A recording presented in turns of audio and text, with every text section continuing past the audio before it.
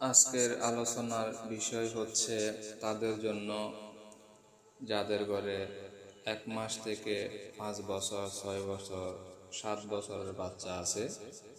আজকের আলোচনার বিষয়টি তাদের জন্য হওয়ার কারণ হচ্ছে এটি বিশেষ করে ছোট বাচ্চাদের তদবির।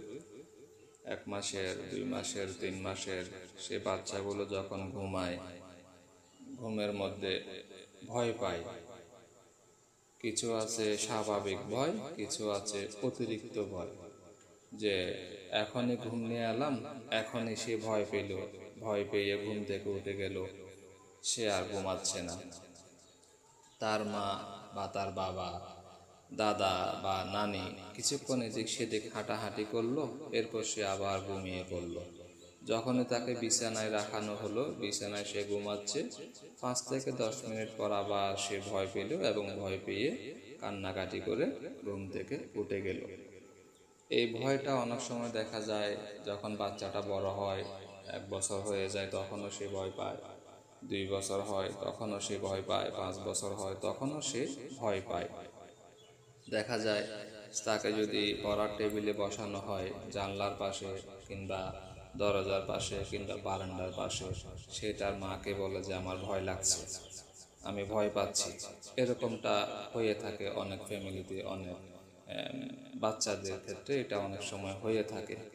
তো এটাকে অনেকে গুরুত্ব দেয় না, অনেক পিতা মাতা এটাকে গুরুত্ব দেয় না, আমলে নেয় না, এটা মনে করে বড় হলে ঠিক হয়ে যাবে। তো এটা অনেক সময় ঠিক হয় না, দেখা যায় বিবাহের পরেও এই সমস্যাটা থেকে যায়। কারণ যেহেতু একজন তান্ত্রিক বা তান্ত্রিক লাইনে আছি, কাজগুলো করি, তো বেশ ভালোই একটা অভিজ্ঞতা রয়েছে। তো সেই তরফ থেকে বলছি, এটাকে অবহেলা করা যাবে না, এটাকে অবহেলা করবেন না। বাচ্চার বয়স যাই হোক না কেন, সে যদি আপনাকে বলে যে আমার ভয় লাগে,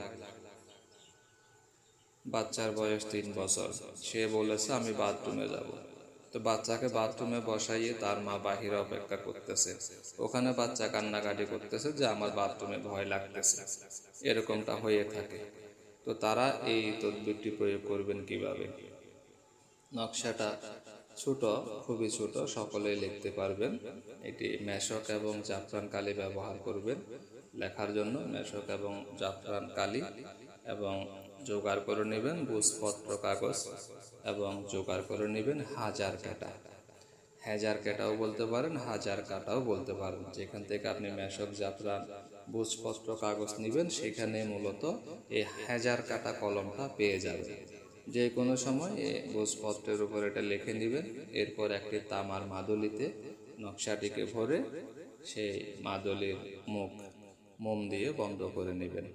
এরপর সেই মাদুলিটা বাচ্চার গলায় ঝুলিয়ে দিবেন এবং সেই মাদুলি চুবিয়ে চুবিয়ে বাচ্চাকে পানি পান করাবেন এবং বাচ্চাকে গোসল করাবেন। এবং যতদিন পর্যন্ত তার এই সমস্যাটা সমাধান হচ্ছে না, ততদিন পর্যন্ত এই মাদুলি তার গলায় রেখে দিবেন। যখন সে বুঝতে পারবে যে সে এখন আর ভয় পাচ্ছে না, সে উপযুক্ত হয়েছে, তখন সে নিজে নিজে এটা খুলে নেবে। আর যদি বাচ্চাটা 1 বছরের ছোট হয়, তাহলে তো আপনারাই বুঝতে পারবেন যে বাচ্চার কোনো পরিবর্তন হয়েছে কিনা। যখন পরিবর্তন হবে তখন মাদুলিটা খুলে ফেলতে পারবেন। তো সম্মানিত ভিউয়ার্স, এই ছিল আজকের আলোচনার বিষয়।